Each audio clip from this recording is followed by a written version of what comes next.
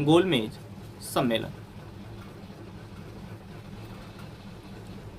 कब बुलाया गया? गोलमेज सम्मेलन।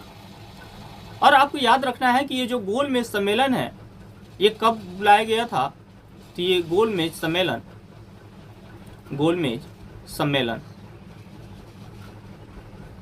ये 1930 से लेके 1932 तक चला, यानी 3 गोलमेज सम्मेलन हुए। तो यहाँ से प्रश्न बनता है कि कुल कितने बार गोलमेज सम्मेलन हुए? तो आपको याद रखना है कि ये 3 बार गोलमेज सम्मेलन हुए। इसके वर्ष को लेकर पूछ लेता है कि जो ये तीनों गोलमेज सम्मेलन हुए ये कब कब हुए? तो आपको याद रखना है 1930, 1931 और 1932 ये 3 गोलमेज सम्मेलन हुए। इसी यहाँ से एक महत्वपूर्ण प्रश्न ये भी बनता है कि तीनों गोलमेज सम्मेलनों में भाग लेने वाले भारतीय कौन थे? तो आपको याद रखना है कि तीनों गोलमेज सम्मेलनों में भाग लेने वाले भारतीय, तीनों गोलमेज सम्मेलनों में भाग लेने वाले भारतीय कौन थे? तो इसमें आपको 2 प्रमुख नाम याद रखना है। कौन कौन? तो पहले पे याद रखना है आपको डॉक्टर भीमराव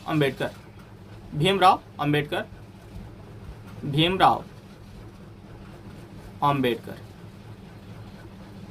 और दूसरे पे आपको याद रखना है तेज बहादुर सप्रू। कौन है? तेज बहादुर सप्रू।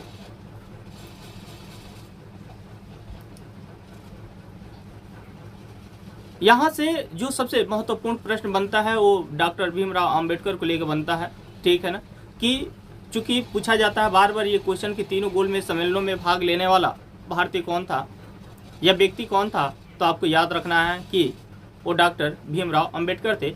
और यही ऑप्शन में मैक्सिमम देता है। बहुत रेयर केस में बहुत ऐसे कम क्वेश्चन आपको मिलेंगे जहाँ पे ये पूछा गया है कि तीनों गोलमेज सम्मेलनों में भाग लेने वाला भारतीय कौन था या तीनों गोलमेज सम्मेलनों में भाग लेने वाले व्यक्ति कौन थे, और उसमें बाबा साहब के अलावा और कोई नाम देखने को मिले।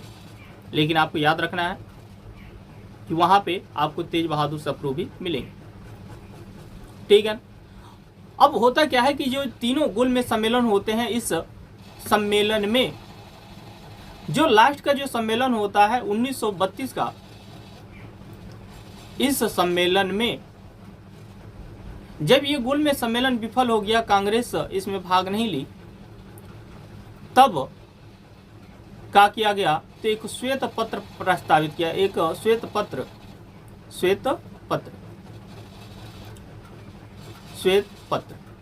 क्या किया गया? तो ये पास किया गया, ठीक है। और अब ये श्वेत पत्र कब जारी हुआ? तो आपको याद रखना है 1933 में ये जारी हुआ।